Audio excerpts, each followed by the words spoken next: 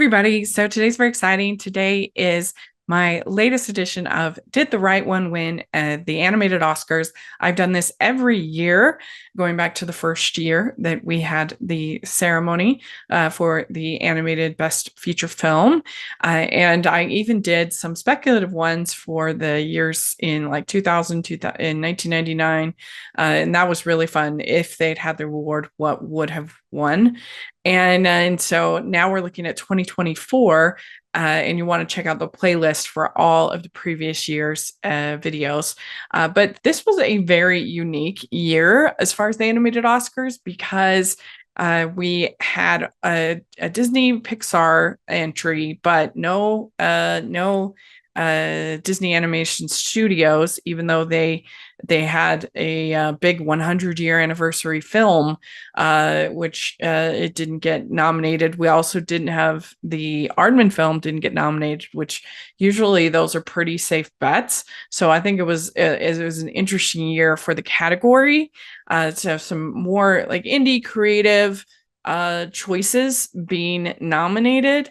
And certainly our winner is something that's only happened twice, with it being a hand-drawn animated film and it being an anime film.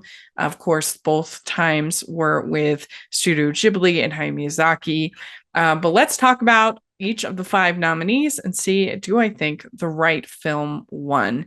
So, of course, let's start out with Elemental. This was our Disney Pixar entry for this year. This movie has a beautiful color palette to it. I love the animation. I love the way her fire moved as she walked, and the color and everything. I think the world building can be fun, creative to see these different elements all interacting, and the personification of the elements and the wind and the clouds and the twigs and other things like that. That was a lot of fun. And also I enjoyed the way that Wade moved and flowed as this water creature. That was really cool to look at. My problem with the movie is the story. They try to make it this kind of romance, but they don't really give like a good reason of why Wade is even attracted to Ember. Ember is very angry. She's very volatile. And I guess you could see why maybe that might be attractive, but like they didn't do a good job of kind of showing Wade's transformation and why he even likes her, I don't think.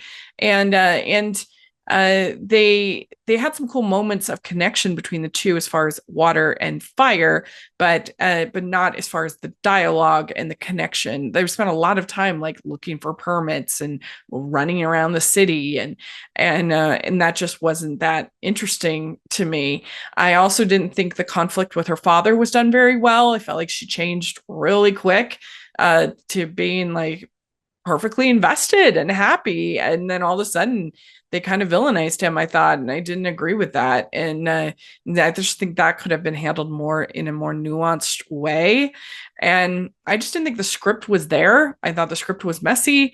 It wasn't interesting to me. I feel like I've seen this movie 100 times before. We've seen so many worlds like this, whether it's the world of emotions or the world of luck or the world of monsters or the world of, going behind the scenes, and and then Zootopia is very similar in feel as well. And then so like if I hadn't seen all those other movies, maybe this would be more exciting, but to me this was just very bland outside of the pretty animation.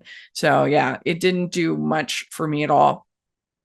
Are you a fan of Rachel's reviews? Do you look forward to Family Movie Night, Female Film Critics panels, or the Talking Disney podcast? If so, please consider supporting the podcast by becoming a Patreon.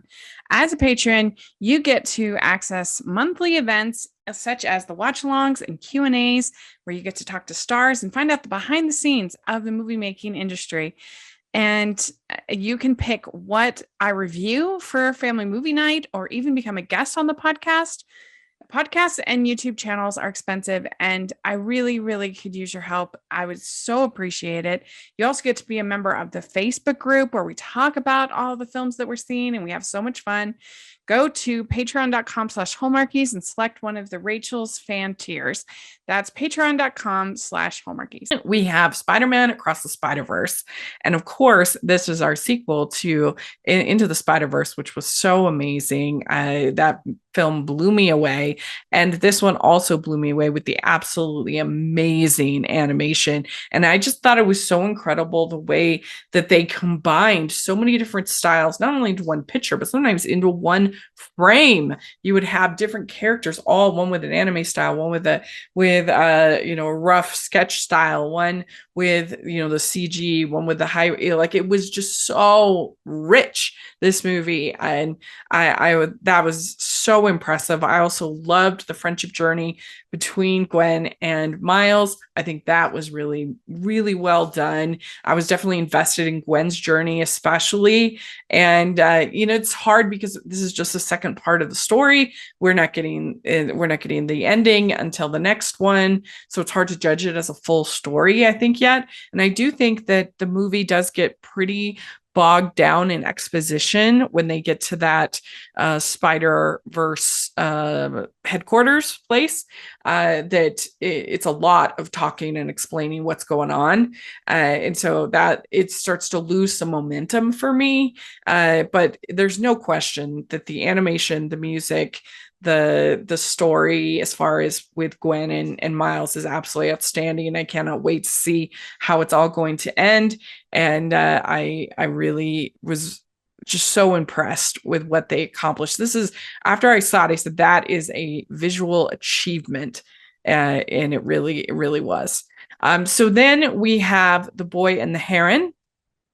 This is from Hayao Miyazaki, the master Hayao Miyazaki, in Studio Ghibli. Of course, he said that he'd retired, and then he came back, and he made this film. And I actually have now seen it twice. I went to the theater and saw it a second time, because the first time I saw it, it was very late. I was very tired. So I wanted to give it its fair shake as far as the movie goes for this video. And I think that this would probably still be towards the bottom of my Miyazaki canon ranking. But that doesn't mean that it's bad. He has an incredible filmography. But it was a little bit disappointing, just because I was expecting it to be like unbelievable, my favorite movie of the year. And I wouldn't say that.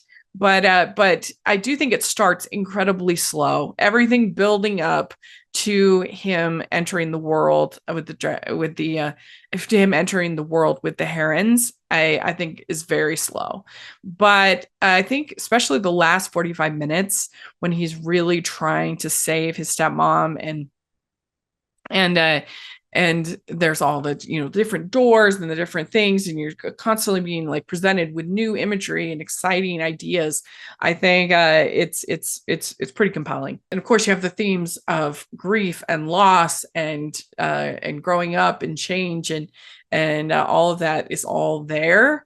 And you can see him sort of processing his life in the story. And of course, the animation is absolutely stunning, beautiful. I'm not that big of a bird person, so there's a lot of weird birds in this movie, and so it's not my favorite aesthetic for Miyazaki. Like, I much prefer Ponyo with like sea creatures than all these birds. That's just my personal preference. But it is very striking, very well done. And so, yeah, and of course, the music by Joe Hisaishi is absolutely wonderful. So it has a lot to offer, I think, The Boy and the Heron. Hey, this is David from the Piecing It Together podcast, a podcast about movies and the movies that inspire them. For over 4 years, each week, a guest and I take a look at a new movie through the lens of what other movies we think were either an influence or connect in some other way. It's a fun, unique way to discuss films that leads to a great list of other movies to check out that either explore the same themes and ideas or maybe utilize similar filmmaking techniques. Including special episodes in our side series that twist the format, we've done over 200 episodes, so there's bound to be one on a film you've been thinking about and want to dig deeper into. So check us out on all the major podcasting apps and at piecingpod.com. Next up, we have Nimona. And this is one that I just don't love as much as other people love it. I can understand why they love it. I do really appreciate the diversity, and I think that the animation is really fun. It has a cool hybrid aesthetic to it. I also like the shape shifting. That it keeps it inventive and surprising and fun, and I like all of that. I just don't love the story. I just didn't feel like they gave them that much interesting to do. I think the setup is interesting with the knight who's betrayed and him trying to kind of find redemption, particularly with the queen and everything. Like there's stuff there that is, I guess, interesting. But this is just, I'm just not like a high fantasy medieval futuristic kingdom. I'm just not a high fantasy kind of person. It's just not for me. And I just didn't think the story, particularly even I'm just not a high fantasy person. It's just not for me. And I just did not think the story was very interesting. But the vocal performances are good. The animation's good. The character has some energy and spunk to it that I can understand why people enjoy it, and also the representation I think is great, and I'm glad that they were able to finish it. And I think it's awesome that for all the people that love it, that it got nominated. We'd like to take a second and thank our sponsor for this episode of the podcast. It's the Hallmarkies merch store. Are you looking for that perfect gift for the postable, Hardy, or Hallmarky in your life? What about getting that t-shirt or hoodie that will help you stand out at your next holiday party? Now is the time to check out the Hallmarkies merch store. Full of festive designs by artists like Jessica Miller, Carrie from Hallmark Comics, and more. You can even have more than just shirts, but totes, cell phone cases, notebooks, mugs, and more. And it isn't just Hallmark. We have designs for Anna Green Gables, Man from Snowy River, The Nanny, and more. Every purchase at the merch store goes to help support the podcast and allows us to make the great content you know and love. There are frequent sales, so go to tpublic.com/stores/Hallmarkies or see the link in the description. That's tpublic.com/stores/Hallmarkies. Last, we have Robot Dreams, and Robot Dreams is a very simple movie. I did hear some people say, oh, it should have just been a short and not a feature. I can kind of see that, I guess, and it probably could have been like 90 minutes or 80, as opposed to the 142. As opposed to over 100, as opposed to over 100, which is the end runtime. But I was so enchanted by the characters and the animation, and especially the music. I love stories of friendship, and Robot Dreams, you have this story of friendship between this anthropomorphic dog and this robot, and their great friendship. And I love that. And I loved the whole September sequence. That was absolutely wonderful. I don't want to give too much away because it doesn't come out in the States until, for most people, until May. So I don't want to spoil everything for you, but there's some really wonderful musical, there's no dialogue in the film, but there's some really wonderful music used and the great soundtrack. And it's just this wonderful, sweet story of this friendship. I love the simple hand-drawn animation that they use in the movie. It's very refreshing. Some movies that I think could have been nominated that weren't, that I would have loved to have seen. The first Slam Dunk, that is an absolutely gripping, entertaining anime film. I would have loved to have seen Suzume, another anime. They just don't seem to like Makoto Shinkai at the Academy. And there was no world where they were going to nominate a movie about a girl falling for a chair for best animated anime film. So that wasn't going to happen. Some people might have said for Wish to be nominated. That is not me. I wouldn't have said that. I would have loved to have seen Little Nicholas. That was just an absolutely lovely little film. Of course, I loved Ruby Gillman. Teenage Kraken much more than most. I would never have expected it to get nominated, but I did really enjoy it, and I thought it was very sweet. We also had Teenage Mutant Ninja Turtles Mutant Mayhem, which I loved the animation for that, but there was no world where they were going to nominate both Across the Spider-Verse and TMNT Mutant Mayhem. There was also Ernest and Celestine, A Trip to Gerbatia, which I absolutely loved. That movie, it was so sweet, such a wonderful continuation of these two characters, and had something to say, but it wasn't annoying about it. So that one I would have loved to have seen gotten some push from the Academy. There was the Chicken Run movie, but there was Chicken Run, Dawn of the Nugget, which was watchable but disappointing. I wish it had been better. But they usually nominate Aardman, so that's kind of interesting. Right. So now we have to ask the question, did the right one win? Of course, The Boy and the Heron won. And I'm never going to be sad when Hayao Miyazaki wins an Oscar, when anime wins an Oscar, when traditional animation wins an Oscar. But I do think that Spider-Verse and Robot Dreams were stronger films than The Boy and the Heron, because I just think the stories were better. I think the animation, because I just think the stories were better in both of those films than in The Boy and the Heron. And so I would give the Oscar personally probably to Spider-Verse, even though I prefer Robot Dreams. I just think as far as an animated artistic achievement, I do think that it was really special, and I can understand why they want to wait for the next one, but it's probably who I would pick.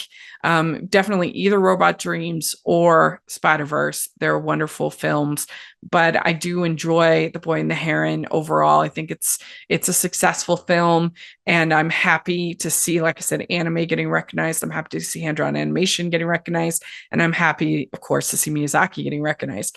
All that to me is great, so I'm not complaining about this year. Oh, I also could have seen Migration getting nominated. I actually really enjoyed that film, so there's that. But yeah, so that's this year. It was a pretty good year, I think, for the animated Oscars. Let me know what you think. Do you think the right one won? I would love to hear your thoughts in the comment section or on Twitter. What do you think should have been nominated? What do you think the nominees? Of course, we did the whole long podcast with Matt where we talked about all of the nominees, including the shorts nominees. So please check that out. I would really appreciate it, as well as our stop motion episode this week. I'd love for you to take a look at that. Please like this video. Please subscribe to the channel. I would appreciate that so much. And check out all of my videos on Did the Right One Win from every year. Like I said, we even did some speculative ones, and that was really fun. So please take a look. And thanks so much, everybody. We'll talk to you later. Bye.